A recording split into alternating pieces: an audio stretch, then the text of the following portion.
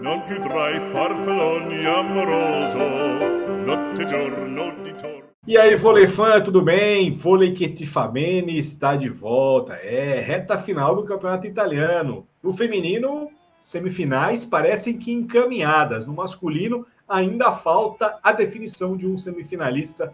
E eu e o Guja estamos aqui para passar a limpo tudo que aconteceu nesse fim de semana. Gujinha, seja bem-vindo. Olha, eu estava achando que esse feminino ia ter mais equilíbrio, mas por enquanto nada. Mas no masculino tem uma série, amigo, que tá saindo faísca, hein? Tudo bem? Salve, salve, Bortoleto! Vôlei que te Faberi na área, segundou com aquela chuva de conteúdos aqui no Web Vôlei. Um salve para nossa audiência. Rapaziada, esse Modena aí, quem tava achando que não ia ter o que render, tem muito. Que embate maravilhoso e que sequência de embates maravilhosos contra o Piacenza, né, boss? Dos 4 confrontos, 3 decididos no quinto set, e agora a última vaga para a semifinal vai para o quinto jogo por lá. É o único quinto jogo dessas quartas de final, os outros 3 semifinalistas já aguardam por Modena e Piacenza, mas essa era a série mais esperada por conta do equilíbrio, né? Quando termina o 4 e o quinto, você já sabe que dali pode sair uma coisa a mais, mas essa série está entregando muito mais do que muita gente imaginava. O Modena foi até Piacenza nesse fim de semana, ganhou por 3-2, como o Gujinha já disse, e forçou o quinto jogo agora no Pala Panini em Modena. Será que vai ter mais um tie-break para definir esse quarto semifinalista? Esse jogo foi bom, viu, Gujinha? Assisti grande parte dele. Tá bacana demais, né, cara? Tá muito legal realmente acompanhar aí essa treta gigantesca pela última vaga nas semifinais. O jovem central italiano Pardo Matti chamou muita atenção. 19 anos, foi eleito o melhor em quadro, uma peleja irretocável, perfeita. 14 pontos para ele, sendo 10 em ataques em 11 tentativas, sem cometer erros, sem ser bloqueado, além de 2 aces e 2 blocos. E o Luca Porro, hein? Máximo anotador da equipe, com 16 acertos.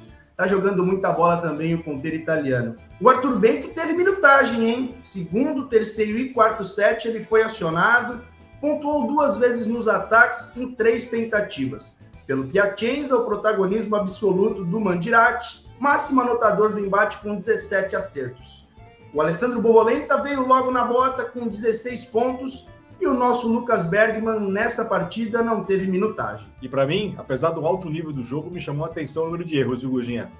Basicamente, um 7,5 vencido por cada time foi entregue de graça pelo adversário. Quando a gente fala em erros, a gente sempre tem que pontuar.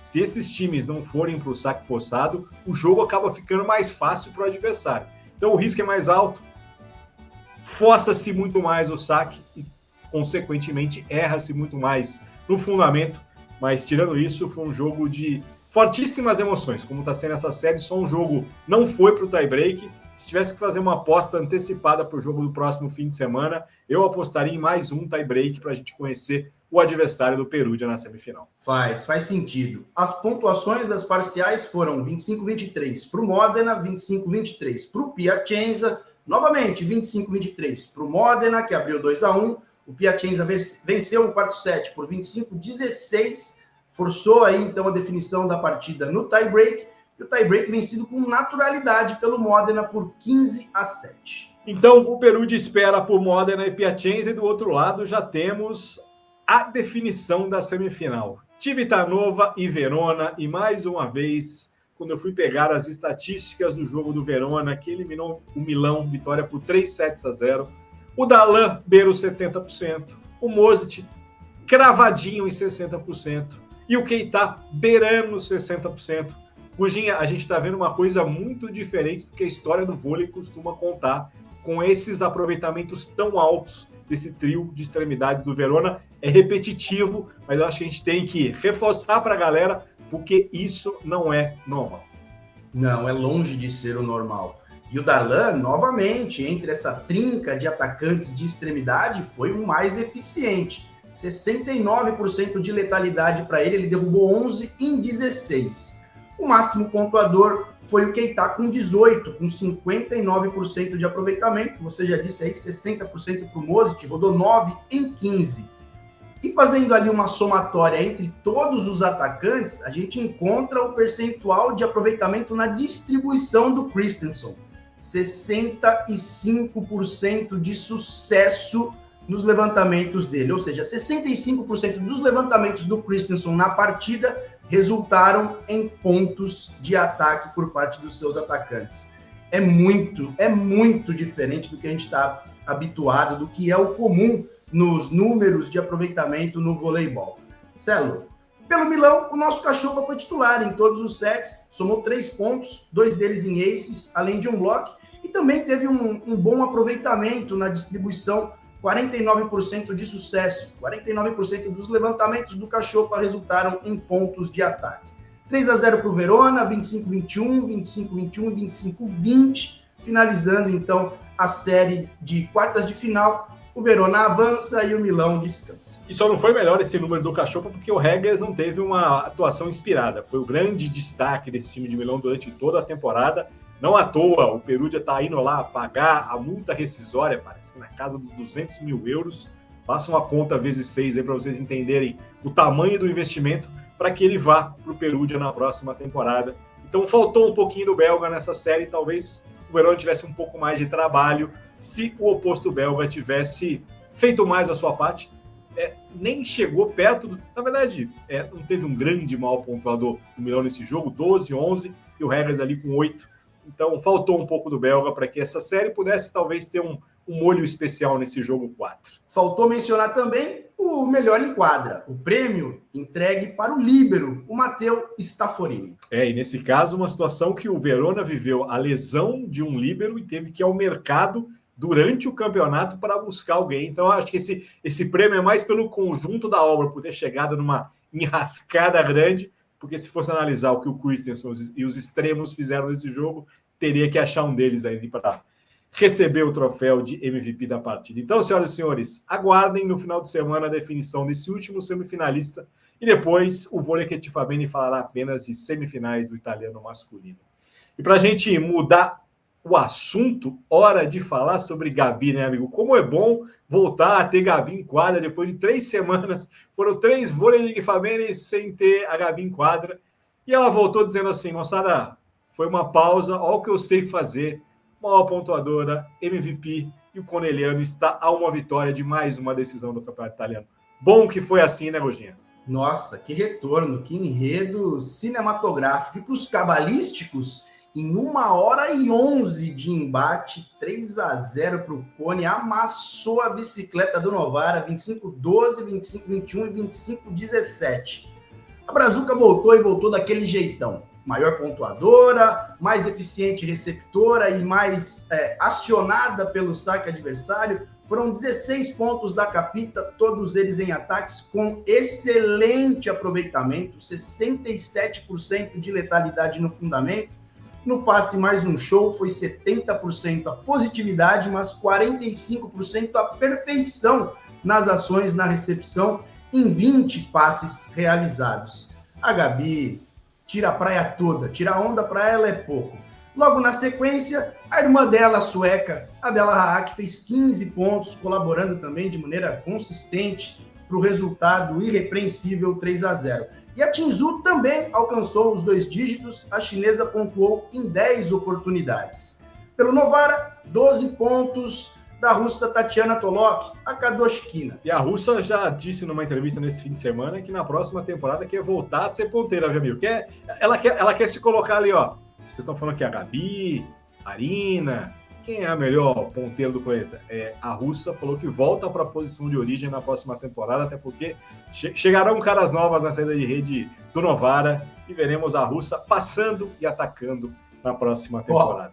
Eu levanto o dedinho aqui, se ela assistir esse Vôlei Fabene, sugeriria para ela se manter na saída, porque na ponta, lá na Rússia, não vai dar para ela competir, modesta à parte, joga muita bola, mas Arina e Markova estão sobrando. Serão 3 ponteiras ou 3 opostas, você escolhe, elas podem fazer ali as mudanças que elas quiserem, mas essa Rússia, olha, prestem muita atenção quando ela voltar a jogar as competições internacionais.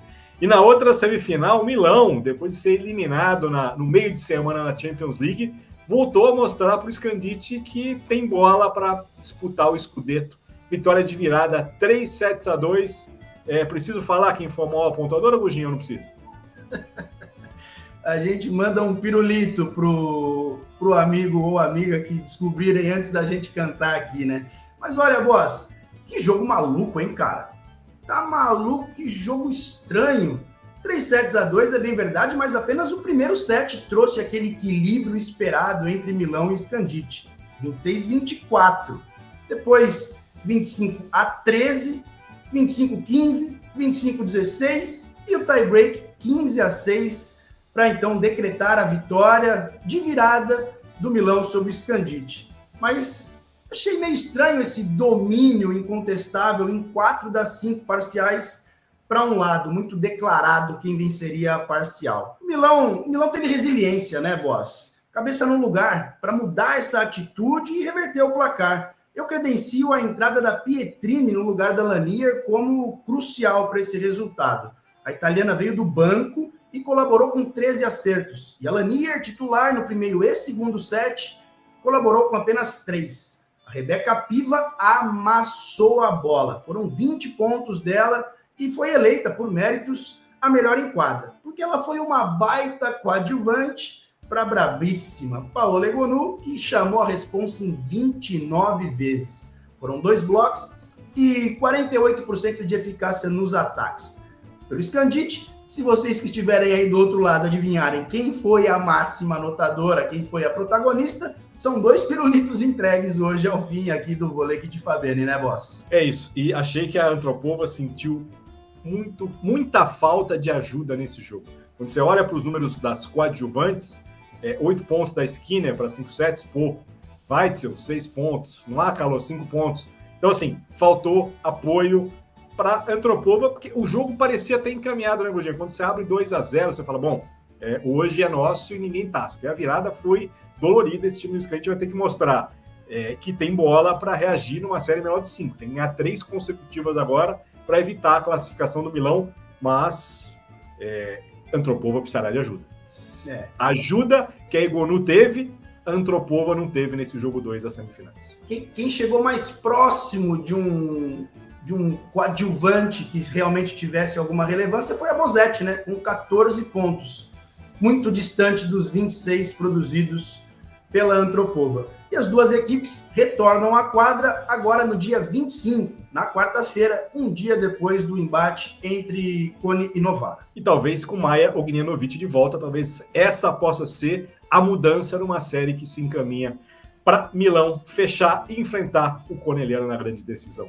Guginha, passamos a régua em mais uma edição do Vôlei que te Fabene e a gente volta na semana que vem. Olha, já vai ter muita coisa definida, mas a gente atualiza a galera. Quem estiver acompanhando dia após dia, vai estar tudo lá no site do Webvôlei para vocês acompanharem esses jogos que acabamos de citar por aqui. Amigo, obrigado mais uma vez e boa semana. Aquele abraço. Valeu Bortoleto, valeu rapaziada. Não se esqueçam do like, do hype. Fomentem aqui o trabalho do Webvôlei. É o Vôlei que te Fabene. Non più tra i farfalloni amoroso, notte e giorno di torno.